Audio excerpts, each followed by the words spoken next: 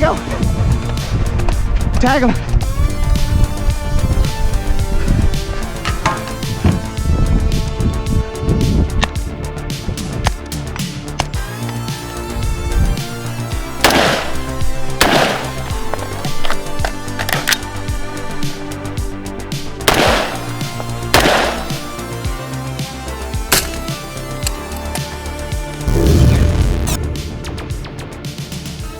Ben here. Today we're going to be looking at using structure from a carbine perspective to your advantage.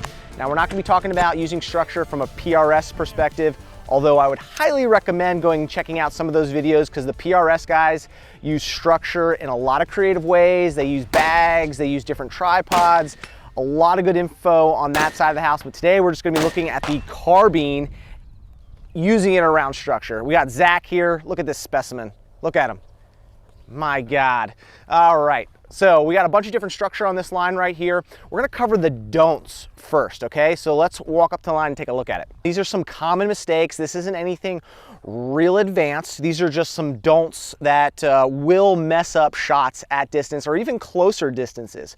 So one big thing that I see is pressure on the barrel. And Zach's gonna demonstrate that right now. When you take your carbine and you apply pressure just to the barrel, that is putting flex on the barrel and that is changing your point of impact. Even though it might be slight, it's still changing your point of impact. And as we increase distance, that variance is going to increase. So this is a big don't, putting pressure on the barrel. You don't want to do that. That's a big don't. Next, we're going to look at strain. If you have to strain to see the optic. Usually you see this with taller barricades where guys have to really put their head up and they're straining to see down their glass. It just makes a lot of scope shadow. It might change your parallax. It's just not conducive to making hits consistently. So straining to see that optic is a big don't. Next, we're going to look at having your feet in a line. This is an unstable body position, not so much the gun, but unstable body position. You see how Zach has his feet in line in here? Any little bit, he's constantly trying to keep his balance. So having your feet in a straight line when you're up on a barricade is not the best stance if you can dictate your stance at all. Next big don't is having one point of contact. This is common with new shooters. Maybe they're scared to put pressure on the gun or really get up on a barricade, but you'll see them just have one point of contact. As you can see here, this is not the most stable position. It's not so much that he's on his magazine, that's okay. It's the fact that there's only one point of contact. There's just not a lot of stability there when you're trying to make shots. And lastly, people that impede the injection port. I actually did this one time in a competition. I would hit and I'd get a double feed and I just couldn't figure out what was going wrong. And then I finally realized my ejection port was being impeded by the structure I was shooting off of. And as we all know, if the gun doesn't run, you can't make shots quickly. So impeding that ejection port is another big don't I see commonly. All right, let's look at what you want to do. So we talked about straining to see the optic. If you're uncomfortable or you don't have a good sight picture, that's not going to be the best for getting hit. So what you want to do is get as comfortable as you possibly can and get a good sight picture. So Zach's putting the gun at a good level where he can get down to his optic and see his target. He's not putting strain on his head or neck to see in the eye box and out through the optic. Let's look at a good standing position, stable position. We talked about not having those feet right in line so you're kind of unbalanced. Zach's basically going to turn himself into a big tripod here. Look at these big, thick, juicy thighs he has. One leg here, gun up on the barricade. He is nice and stable, good aggressive stance. Like I said earlier, putting your feet in line like that is just making you having to fight your own body position as well as make a shot. This is making a good, sturdy, stable shooting position right here. Now, sometimes the way you stand, you don't get to dictate that. But if you get to choose, you're gonna wanna take a nice wide stance, lean into that gun on your barricade. So on the don'ts, we talked about that one point of contact. It's not stable, it's not sturdy. Zach's gonna get as many points of contact as he possibly can here. He's got his rail on the post, he's got his foregrip on his post, he's got a little bit of a C-clamp here with his hand, and he's getting as much contact on the gun and the barricade as he can. This is making a very stable position, as you see here.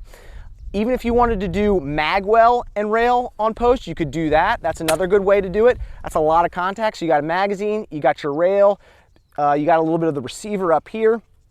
Good, stable position. The advantage of these longer rails, not only does it free float the barrel, that was its original purpose, but it protects your barrel, protects your gas block, and it prevents you from putting any pressure on that barrel to induce deviation on your zero.